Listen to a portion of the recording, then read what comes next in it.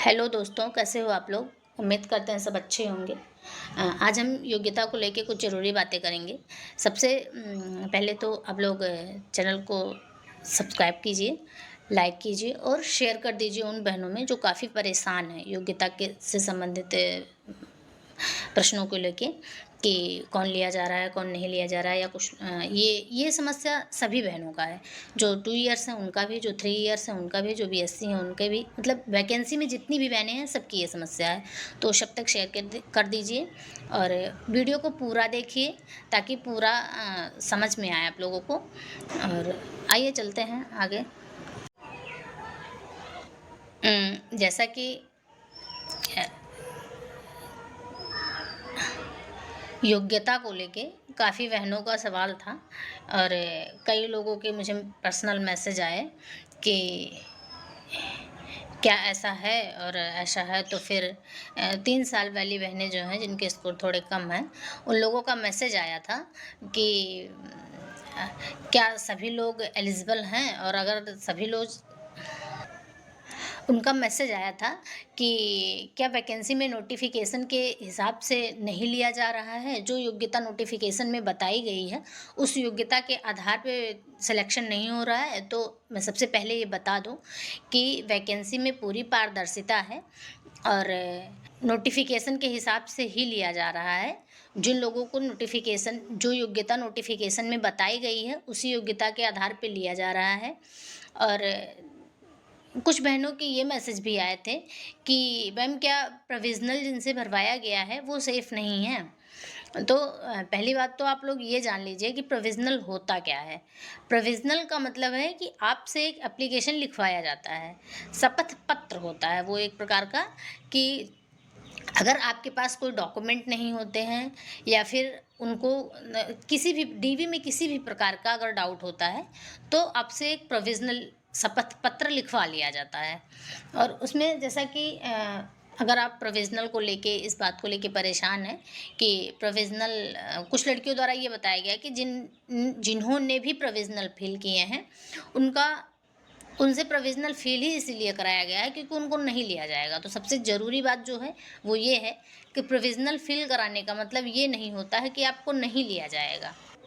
Provisional एक प्रकार का शपथ पत्र होता है जिसमें कि आपसे लिखवाया जाता है कि अगर आपके द्वारा दिए गए डॉक्यूमेंट या फिर आप जो डॉक्यूमेंट अभी नहीं दे रहे हो वो भविष्य में आप नहीं दोगे और आपको इसी आधार पर चयन किया जाए, आप इसके लिए कोर्ट नहीं जा सकते हो और बाद में किसी भी प्रकार की आपत्ति नहीं दर्ज कर सकते हो। बस इसी का शपथ पत्र होता है वो। और चूँकि भर्ती में प्रोविज़नल काफ़ी लोगों से भरवाया गया है, जैसे कि ईडब्ल्यूएस जो कैंडिडेट थे उनसे भी प्रोविज़नल भरवाया गया है और जो भी जिनके भी डॉक्यूमेंट में थोड़े बहुत इश्यूज़ थे, जैसे कि कुछ लोगों के डिग्री में इश्यूज़ थे, डिग्री नहीं था या प्रोविज़नल डिग्री था, और कुछ लोगों के डॉक्यूमेंट में कुछ समस्याएँ थीं, कुछ लोगों के आय प्रमाण पत्र, निवास प्रमाण पत्र में कुछ समस्याएँ थीं, उनसे भी प्रोविज़नल भरवाया गया है। तो प्रोविज़नल को लेके आप लोग नहीं डरिए कि प्रोविज़नल से कोई इश्यू होगा। प्रोविज़नल बस इसीलिए होता है कि वो उससे आयोग अपनी सेफ्टी के लिए कह सकते हो आप कि वो फ़ील कराते हैं, आपसे एक शपथ लिखवा लेते हैं उसी टाइम। और प्रोविज़नल भरने वाले के पास कोई ऑप्शन भी नहीं होता है, वो प्रोविज़नल नहीं भरेगा तो उनकी डीवी ही नहीं होगी। तो ऐसे में प्रोविज़नल भरना अनिवार्य ही होता है, अगर वो प्रोविज़नल में आ रहे हैं तो प्रोविज़नल भरना ही पड़ता है। तो इस बात को लेके सबसे पहले तो आप लोग परेशान ना होइए। और दूसरी बात ये है कि जो 3 ईयर वाली बहनें हैं वो ये जो कह रही हैं कि उनका हित प्रभावित होगा, वैकेंसी के हिसाब से लिए नहीं जा रहे हैं लोग, तो ऐसा कुछ नहीं है। वैकेंसी के हिसाब से ही लिए जा रहे हैं, अयोग्य लोग नहीं लिए जाएंगे। इस बात को लेके आप लोग बिल्कुल निश्चिंत रहिए। और योग्यता को लेके जो है कि काफ़ी बहनों की ये भी मैसेज थे कि कौन लिया गया कौन नहीं लिया गया, एक बार में कंफर्म कर दीजिए। तो योग्यता में जो योग्यता को लेके विवाद था, जो समस्याएं थीं, जो इश्यूज थे, वो आयोग की तरफ से सॉल्व कर लिया गया है। योग्यता में 2 ईयर वाली बहनें योग्य हैं, जिनके भी अच्छे स्कोर हैं वो ली जा रही हैं। और बाकी बीएससी होम साइंस जो हैं वो भी ली गई हैं, जिनके भी अच्छे स्कोर हैं, जो कट ऑफ में आएंगी वो सब एलिजिबल हैं। और कुछ लोग हैं जो बाहर हुए हैं, जैसे कि जो जिनके पास ग्रेजुएशन में जो सब्जेक्ट बताए गए थे वो सब्जेक्ट नहीं थे, बल्कि उनके पास पीजी था, पोस्ट ग्रेजुएशन था।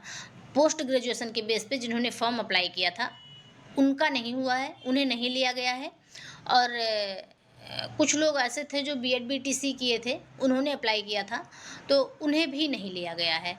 जिन लोगों ने बीएड बीटीसी किए थे और प्लस साथ में उनके पास ग्रेजुएशन की भी डिग्री थी, जो कि ग्रेजुएशन में उनका होम साइंस या फिर समाज शास्त्र या फिर चाइल्ड साइकोलॉजी और समाज कार्य, इन सब पे जिनके पास ग्रेजुएशन की डिग्री थी उन्हें लिया गया है। लेकिन जिनके पास इन सब में ग्रेजुएशन की डिग्री नहीं थी, लेकिन उनके पास बीएड या बीटीसी था और इस बेस पे उन्होंने फॉर्म फिल किया था कि बीएड बीटीसी में उन्होंने चाइल्ड साइकोलॉजी पढ़ी है, तो उन्हें नहीं लिया गया है, उन्हें बाहर कर दिया गया है।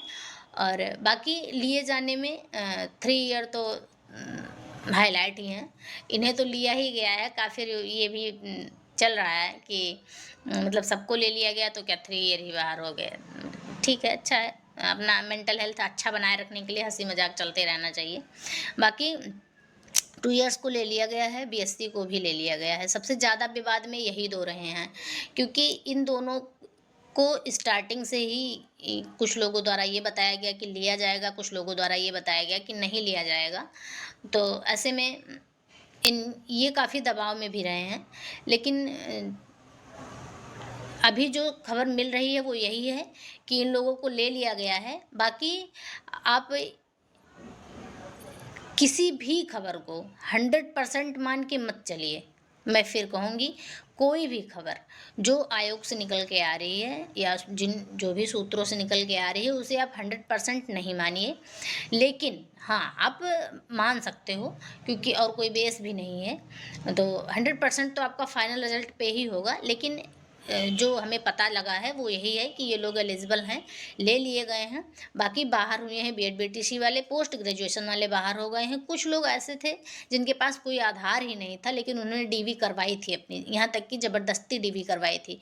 बहुत लोग वहाँ बहस करके डीवी करवाए थे, उनके पास योग्यता नहीं थी। बीएससी था उनके पास, बीएससी था, बायोलॉजी से बीएससी था, बॉटनी से बीएससी था, तो इन लोगों ने भी करवा लिए थे डीवी। जो कि वहाँ चूँकि जो डीवी कराने वाले होते हैं वहाँ, वो उनसे बहस करके और डीवी करा लिया गया है। लेकिन वही है कि डीवी करा लिया गया है, उन्हें तो बाहर होना ही है। और तो यही है योग्यता को लेके। बाकी योग्यता को लेके आपस में बहस मत कीजिए, कोई फ़ायदा नहीं है। और फाइनल रिजल्ट के लिए एकजुट रहिए, रिजल्ट पे फोकस कीजिए। जितनी जल्दी रिजल्ट मिलेगा उतनी ही जल्दी सारे विवादों को विराम लग जाएगा, और जो लिए गए जो नहीं लिए गए सब कुछ क्लियर हो जाएगा। किसी के बहकावे में ना आइए, किसी के कहने से परेशान मत होइए। काफ़ी बहनें ये कह रही हैं कि हम बहुत मेंटल प्रेशर में हैं, तो किसी की बातों से प्रेशर में मत आइए। फाइनल रिजल्ट का वेट कीजिए। वैसे अप्रैल लास्ट तक देखिए, इसके बाद रिजल्ट के लिए कुछ किया जाएगा प्रयास। लेकिन अभी रिजल्ट अप्रैल के लास्ट तक थोड़ी बहुत उम्मीदें बन रही हैं, लेकिन इन उम्मीदों पे हम बस वही कह सकते हैं कि अप्रैल लास्ट तक की उम्मीद केवल 10% है, इससे ज़्यादा नहीं। और उन 10% में अगर रिजल्ट मिल जाता है तो ठीक है, वरना मई में कुछ प्रयास किया जाएगा रिजल्ट के लिए।